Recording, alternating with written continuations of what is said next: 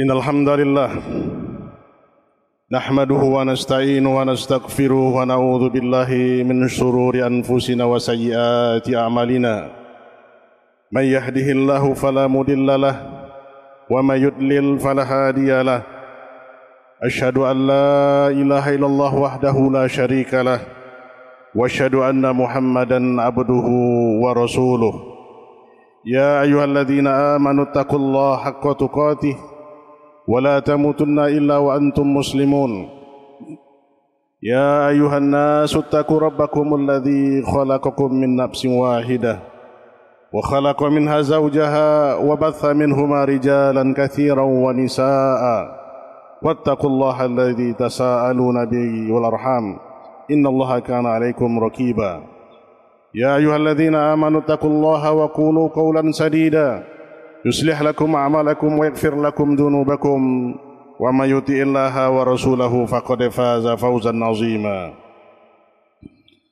أما بعد فإن أصدق الحديث كتاب الله وخير الهدى هدى محمد صلى الله عليه وسلم شر الأمور محدثاتها فإن كل محدثات بدعة وكل بدعة ضلالة وكل ضلالة في النار.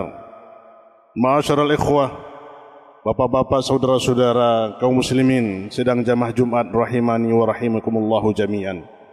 Marilah kita bersyukur kembali kepada Allah tabaraka wa ta'ala yang masih memberikan kepada kita limpahan rahmat, hidayah, taufik, kesehatan dan kesempatan, sehingga di hari yang mulia ini, Sayyidul Ayyam, penghulu dari sekian hari, kita kembali dapat berkumpul di rumah Allah subhanahu wa ta'ala ini dalam rangka menunaikan salat jamaah Jumat.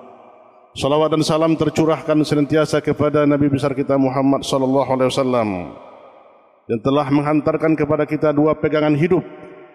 Kalau kita berpegang teguh kepada keduanya, kita tidak akan sesat selama-lamanya, yakni kitabullah dan sunnahnya. Semoga kita semua dalam meniti hidup dan kehidupan kita di dunia ini terus berjalan di bawah bimbingan cahaya Al-Quran dan cahaya sunnahnya Rasulullah sallallahu alaihi wasallam. Bapak-bapak, saudara-saudara kaum muslimin, senantiasa khatib mengingatkan diri khatib sendiri dan kita semua untuk terus kita meningkatkan takwa kita kepada Allah subhanahu wa ta'ala dengan takwa yang sesungguhnya, dengan menjalankan segala perintah Allah subhanahu wa ta'ala atas bimbingan Allah dan Rasulnya, dan menjauhi segala kemungkaran atas petunjuk Allah dan Rasulnya. Kaum muslimin, apa yang terjadi hari-hari ini, kita disibukkan dan mendengar berita tentang saudara-saudara kita yang setiap tahunnya, bahkan setiap waktu, dilundung dengan nestapa dan duka. Hari ini saudara-saudara kita di Palestina, di Gaza, dibombardir, dibunuh, diintimidasi, diusir dari negerinya. Bagaimana kondisi saudara-saudara sekarang ini yang sangat membutuhkan doa dan bantuan kita semua. Maka tema khutbah kita kali ini adalah kita angkat dengan sebuah pendapat dan sebuah nasihat yang indah disampaikan oleh Abdullah Al-Ubailan, salah seorang ulama yang besar di Saudi Arabia. Beliau mengatakan modal utama untuk meraih kemenangan di Palestina. Kaum muslimin, hamba Allah yang berbahagia, beliau mengutip perkataan guru-guru mereka, perkataan para ulama kibar dalam menanggapi situasi bagaimana kondisi kaum muslimin tidak saja di Palestina, tetapi di seluruh pelosok, di seluruh seantero dunia kita hari ini. Beliau mengutip perkataan ulama besar, di antaranya adalah Syekh Abdul Aziz bin Baz, yang terkenal dengan pakar hadis, Syekh Muhammad Nasiruddin Al-Albani, kemudian Syekh Muhammad bin Saleh Al-Utsaimin, dan juga Syekh Saleh Fauzan bin Fauzan hafizallahu ta'ala. Kaum muslimin hamba Allah yang berbahagia, setidaknya ada 3 problematika permasalahan umat yang harus kita cermati. Kenapa hari ini kita dalam kondisi yang memprihatinkan, kita ditindas, umat Islam tidak memiliki kekuatan, dilecehkan, dan mereka kehormatan-kehormatannya dihinakan. Kaum muslimin hamba Allah yang berbahagia, Syekh mengatakan ada 3. Yang pertamanya adalah kelemahan kaum muslimin di setiap penjuru dunia di sisi jumlah dibanding dengan orang kafir. Sungguh Al-Quran telah memberi petunjuk pada kita untuk menyelesaikan problema ini dengan solusi yang paling bagus dan adil. Walaupun jumlah orang-orang kafir banyak dari kaum muslimin, tetapi ini tidaklah menghalangi kita untuk mendapatkan kejayaan. Sebagaimana orang-orang kafir hari ini kita lihat, mereka berjaya di negeri-negeri kaum muslimin. Tetapi apa yang menyebab pertama kekalahan kita, kehinaan kita adalah kelemahan keimanan kita kepada Allah Subhanahu wa taala. Kaum muslimin hamba Allah yang berbahagia, kondisi ini kondisi jumlah sedikit di antara kaum muslimin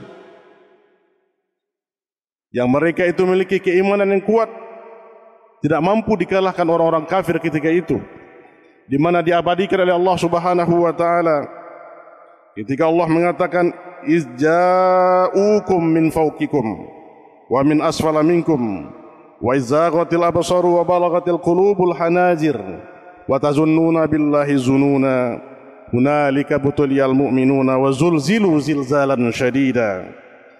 Yaitu ketika mereka datang kepadamu dari atas dan dari bawahmu, dan ketika tidak tetap lagi penglihatanmu dan hatimu, naik menyesak sampai ke tenggorokan, dan kamu menyangka terhadap Allah dengan bermacam-macam sangkaan. Disitulah diuji orang-orang mukmin dan digoncangkan hatinya dengan goncangan yang sangat dahsyat.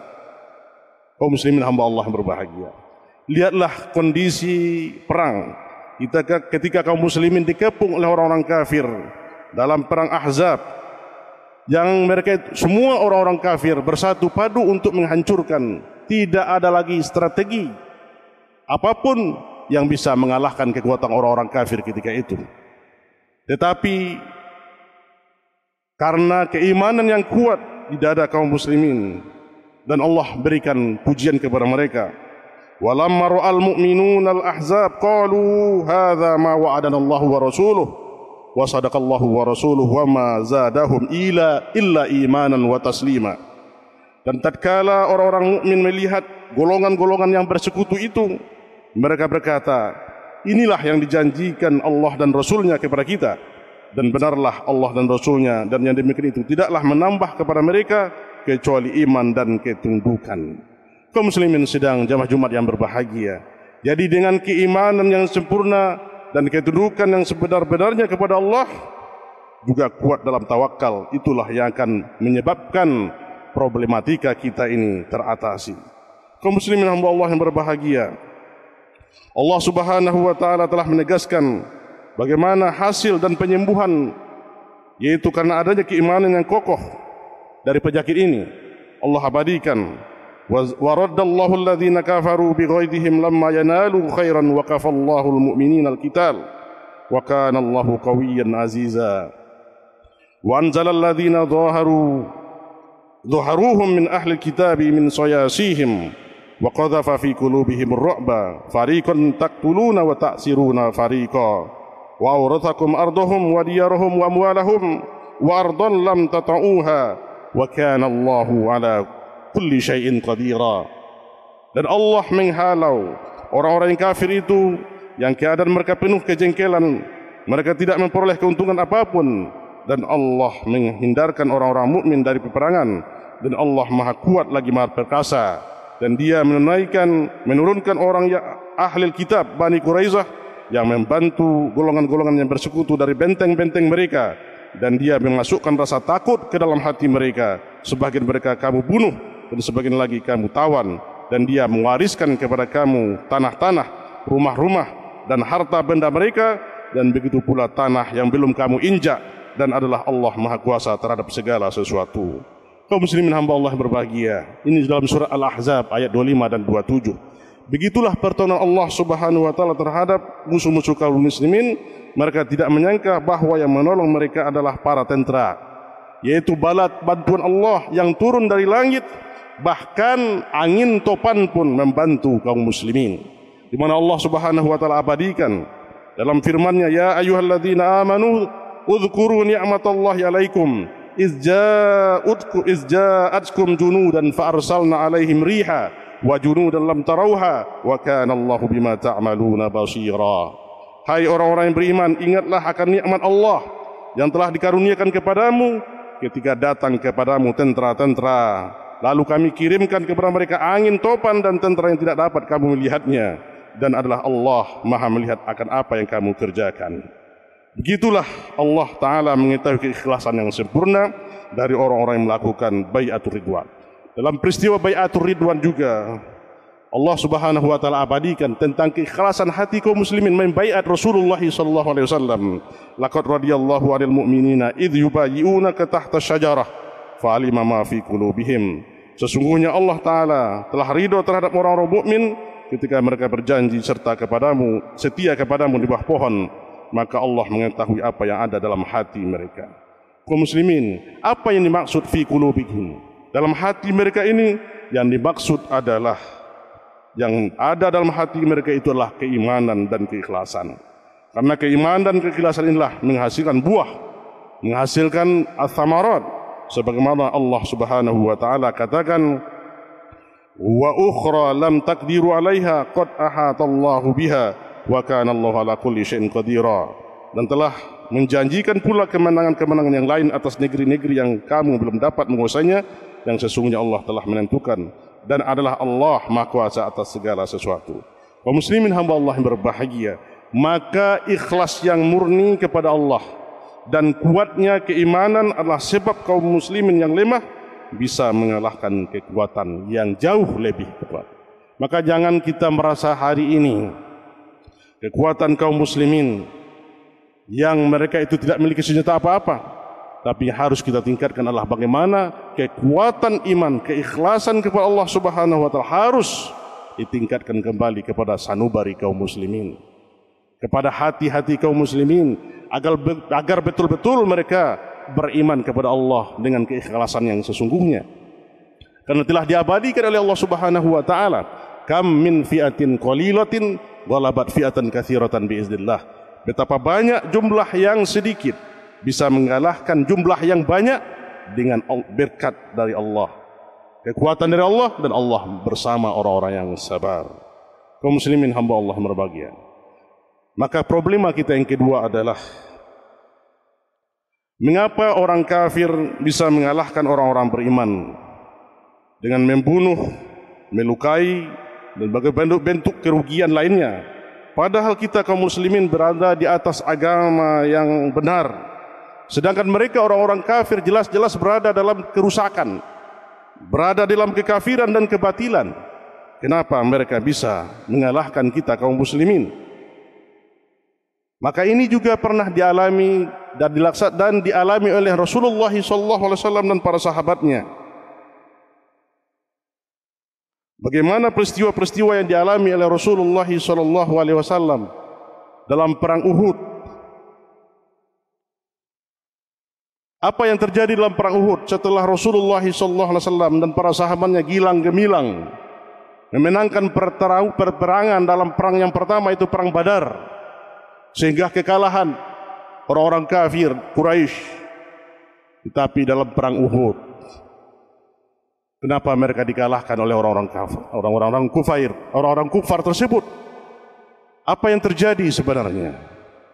Karena dalam catatan sejarah, dan ini akan terus kita baca, bahwa tatkala kita sudah menyelisih perintah Allah dan Rasulnya, telah menyelisihi Rasulullah SAW, maka disitulah kekuatan orang-orang kafir akan memusnahkan kaum muslimin. Untuk itu kaum muslimin hamba Allah yang berbahagia, kita harus merenungi kembali bagaimana peristiwa-peristiwa terjadi ini menjadi pelajaran kepada kita, dan untuk mewaspadai kita semua untuk tidak terulang kembali kepada kaum muslimin. Dan Allah Subhanahu wa taala katakan, awalamma asabatkum musibah qad asabtum mislaiha qultum ana hadza qul huwa min indi anfusikum. Dan mengapa ketika kamu ditimpa musibah pada perang Uhud, padahal kamu telah menimpakan kekalahan 2 kali lipat kepada musuh-musuhmu pada peperangan Badar. Kamu berkata, dari mana datang kekalahan ini? Katakanlah itu dari kesalahan-kesalahanmu dirimu sendiri. Dalam surah Ali Imran ayat 165. Allah Subhanahu wa taala katakan, "Qul huwa min indi anfusikum." Itu adalah berasal dari diri-diri kalian sendiri. Kaum muslimin hamba Allah yang berbahagia, maka tatkala kita menyelisihi perintah Allah dan Rasul-Nya, maka disitulah kehinaan kita akan ditimpakan oleh Allah Subhanahu wa taala kepada kita. Kedurhakaan di antara kita kepada Allah Subhanahu wa taala, dan terjadinya perselisihan, perbedaan di antara kita, menyebabkan kekuatan kita dicerai-beraikan oleh musuh-musuh kita. Kaum muslimin hamba Allah yang berbahagia. Dan yang ketiga adalah permasalahan yang terjadi di antara kita kaum muslimin adalah perbedaan hati. Kata Syekh, inilah sebab yang terbesar yang membuat umat Islam semakin rendah. Mereka semakin lemah di hadapan musuh-musuh mereka. Kekuatan mereka pun sirna. Begitu pula dengan kekuasaan mereka pun hilang. Hal ini sebagaimana firman Allah Subhanahu wa taala dalam surat Al-Anfal ayat 46, "Wala tanaza'u fatafsalu wa tadhhaba rihukum." Dan janganlah kamu berbantah-bantahan yang menyebabkan kamu jadi gentar dan hilang kekuatanmu. Kaum muslimin hamba Allah taala, tatkala kita melihat perselisihan yang terjadi di antara kaum muslimin sehingga kekuatan ini melemahkan kekuatan kaum muslimin, tidak ada lagi rasa persatuan yang adalah hanya permusuhan di dalam hati-hati kita. Bagaimana persatuan yang semu, persatuan yang tidak dilandasi dengan keimanan dan keikhlasan kepada Allah Subhanahu wa taala, diliputi hati-hati kita dengan kebencian satu sama lain, kebencian kepada saudara-saudara kita sesama mukmin. Walaupun terkadang mungkin kita dalam satu majelis bisa tertawa dan canda ria kepada saudara kita, tetapi pada dasarnya di dalam hati sanubari kita memberikan kebencian di dalam dendam kesumat yang tidak benar. Maka inilah kekuatan yang dilumpuhkan oleh Allah Subhanahu wa taala yang akan mencerai-beraikan persatuan kita, di mana Allah katakan, "Tahsabuhum jami'an wa qulubuhum syatta." Kalian mengira mereka itu bersatu, sedang hati mereka berpecah belah. Kaum muslimin hamba Allah yang berbahagia, maka tidak ada persatuan yang sejati kecuali di atas persatuan Al-Quran dan Sunnah Rasulullah SAW. Mari kita dalami agama ini dengan benar, yang akan menyebabkan hati-hati kita bening. Tidak akan bening hati kita ini kecuali bimbingan dari Al-Quran dan Sunnah Rasulullah SAW. Bagaimana kita beragama seperti beragamanya para sahabat ridwanullah alaihim ajma'in. Aqulu qouli hadza wa astaghfirullah lakum wa lisa'iril muslimin wa muslimat. Alhamdulillah hamdan thayyiban mubarakan fi kama yuhibbu rabbuna wa yardah. Asyhadu an la ilaha illallah wahdahu la syarika lah wa asyhadu anna Muhammadan abduhu wa rasuluh. Allahumma salli wa sallim ala nabiyyina wa habibina Muhammadin wa ala alihi wa sahbihi wa man tabi'ahu bi ihsanin ila yaumiddin. Kaum muslimin hamba Allah berbahagia. Setelah kita melihat tiga permasalahan besar yang menimpa kita kaum muslimin, kita lihat saudara-saudara kita hari ini ditindas. Mereka diusir dari rumahnya. Saudara-saudara kita di Gaza dan di Palestina. Apa yang harus kita lakukan untuk doa-doa kita, untuk memberikan bakti kita? Kita selaku bersaudara yang diabadikan oleh Rasulullah SAW, persaudaraan yang sebenarnya. Maka untuk itu kaum muslimin, nasihat oleh Syekh, ada beberapa hal yang harus kita lakukan. Yang pertama adalah, marilah kita seluruh kaum muslimin untuk kembali kepada agama Allah yang benar, menyerahkan setiap urusan kita ini kepada Allah Subhanahu wa taala. Karena Allah lah yang menentukan segala sesuatu. Maka kita serahkan semua permasalahan kehidupan kita ini kepada Allah Subhanahu wa taala. Namun apa yang kita bisa bantu hari ini saudara kita? kita bisa berikan, sumbangan, kita titip makanan ataupun obat-obatan kita kirim seadanya dari harta yang kita miliki. Semoga ini menjadikan amal untuk membantu kita sesuai dengan apa yang diperintahkan oleh Allah dan Rasulnya. Kita peduli dengan saudara-saudara kita. Dan yang kedua adalah janganlah kita terburu-buru nafsu, serampangan, menuduh orang-orang dalam hal ini tanpa ilmu. Tetapi mari kita mengeluarkan suatu pendapat tentang permasalahan ini, merujuk kembali kepada para ulama. Kalau tidak, kita akan menyesal. Permasalahan yang didasari dengan tanpa ilmu, kita lihat begitu kekuatan Islam akan dijauhkan. Di antaranya kaum muslimin Allah yang berbahagia, sesuatu yang tidak bermanfaat kepada kita. Di antaranya hari ini adanya slogan-slogan untuk memboikot, memberikan pengusiran atau mengusir orang-orang kufar dari negeri-negeri muslimin.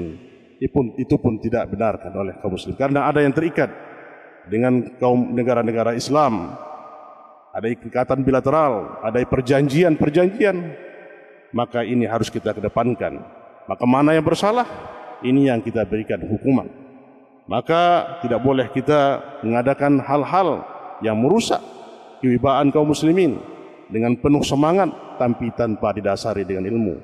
Hari ini kita lihat karena semangatnya banyak pemuda-pemuda kita kaum muslimin memboikot produk, apa untung ruginya kepada kita. Maka yang penting adalah bagaimana kita terus menggali ilmu ini, memberikan statement pendapat agar menyejukkan dada-dada kaum muslimin. Yang tidak kalah pentingnya adalah kita perlu camkan kaum muslimin bahwasanya sudah sunnatullah, sudah sunnah kauniyah. Negeri ini peperangan antara orang Yahudi dan orang Muslim itu adalah di antara min asratis sa'ah, di antara tanda-tanda besar hari kiamat. Bahwasanya dalam hadis yang sahih dikatakan suatu saat nanti akan berperanglah orang-orang Muslim memerangi orang Yahudi, sehingga tidak ada lagi tempat bagi mereka untuk berlindung, sampai batu dan pepohonan pun berbicara, ya Muslim hadza kafir faqtuluh. Wahai orang mukmin, ini orang Yahudi, maka bunuhlah. Kecuali pohon zarqat, pohon Yahudi yang sekarang ini mereka banyak tanam. Kaum muslimin hamba Allah yang berbahagia, ini kita kutip, kita lihat Muslim orang Islam yang bagaimana yang menyerangi orang Yahudi itu. Setelah kita telaah kembali, ternyata yang akan menyerang orang-orang Yahudi, orang Muslim ketika itu adalah orang yang agamanya ketika itu sama dengan agamanya Rasulullah sallallahu alaihi wasallam dan para sahabatnya beragama. Artinya kaum muslimin, mereka berakidah yang benar, berakhlak yang benar, dan didasari semua amalan ibadahnya di atas Al-Quran dan Sunnah Rasulullah sallallahu alaihi wasallam. Maka beruntunglah kita insyaAllah diberi hidayah dan kekuatan untuk masuk menjadi pengikut Rasulullah sallallahu alaihi wasallam. Kalaupun kita hari ini mungkin tidak bisa berperang memerangi mereka, tapi setidaknya kita berjalan di atas manhaj cara beragamanya Rasulullah sallallahu alaihi wasallam dan terus menggali ilmu-ilmu agama kita ini untuk kita amalkan dalam kehidupan kita. Marilah kita bersalawat kepada Rasulullah sallallahu alaihi wasallam. Sesungguhnya Allah dan para malaikat juga bersalawat. Innallaha wa malaikatahu yusholluna 'alan nabi ya ayyuhalladzina amanu shallu 'alaihi wa sallimu taslima. Allahumma shalli 'ala Muhammad wa 'ala ali Muhammad kama shallaita 'ala Ibrahim wa 'ala ali Ibrahim innaka Hamidum Majid. Wa barik 'ala Muhammad wa 'ala ali Muhammad kama barakta 'ala Ibrahim wa 'ala ali Ibrahim fil 'alamin innaka Hamidum Majid. Allahumma ighfir lil muslimina wal muslimat wal mu'minina wal mu'minat al ahya'i minhum wal amwat innaka sami'un qaribun mujibu da'wat ya qadiyal hajat. Allahumma ansur Islam wal muslimin. Allahumma ansur Islam wal muslimin wal mujahidina fil Gaza wa Filistin ya rabbal alamin. Allahumma ansur Islam ikhwanina wal mujahidina fi Filistin ya rabbal alamin. Allahumma ansur Islam wal muslimin wal mujahidina fi Gaza wa Filistin ya arhamar rahimin. Allahumma arina haqqa haqqa warzuqna ittiba'ah wa arina al-batila batila warzuqna ijtinabah. Allahumma inna nas'aluka al-huda wat-tuqa wal-afafa wal-ghina. Allahumma inna nas'aluka al-'afwa wal-'afiyah fid dunya wal akhirah. Rabbana atina fid dunya hasanah wa fil akhirati hasanah wa qina adzabannar. Walhamdulillahi rabbil alamin. Wallahu ya'lamu ma tasna'un.